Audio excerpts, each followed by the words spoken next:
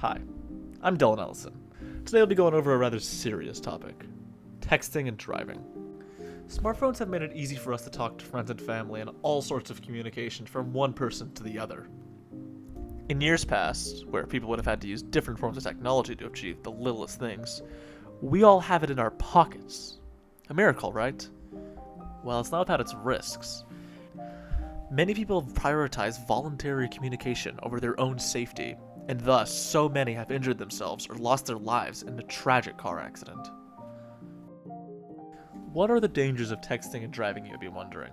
Well, there are numerous dangers of driving and texting, but perhaps the most important to highlight is that drivers who do this put themselves and others at great risk of car accidents, injuries, or even deaths while on the road.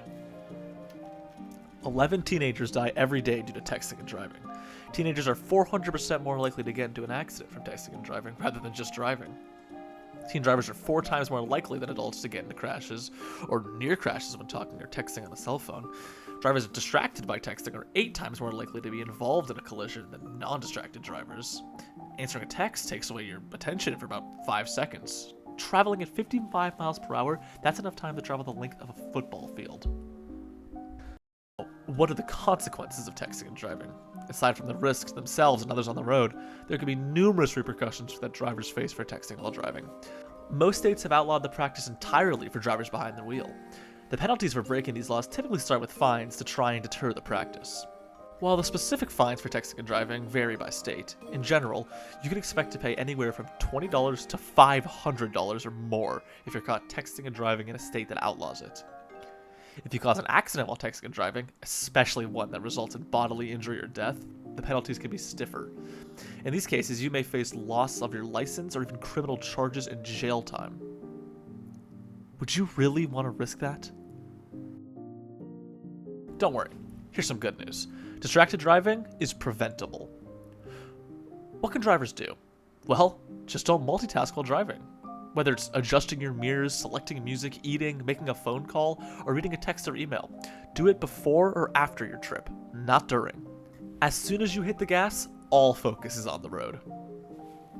Try turning off notifications and putting your phone in the back seat to avoid being tempted to look at it. Other options are bags and things like little cup holders.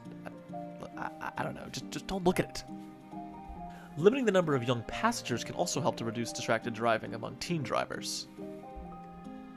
Now, what can passengers do? Speak up if you're a passenger in a car with a distracted driver.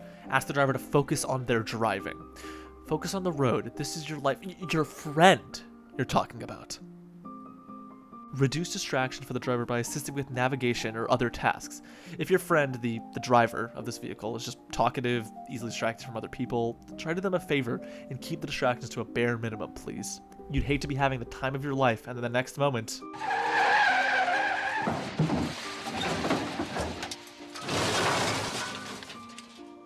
everything being gone.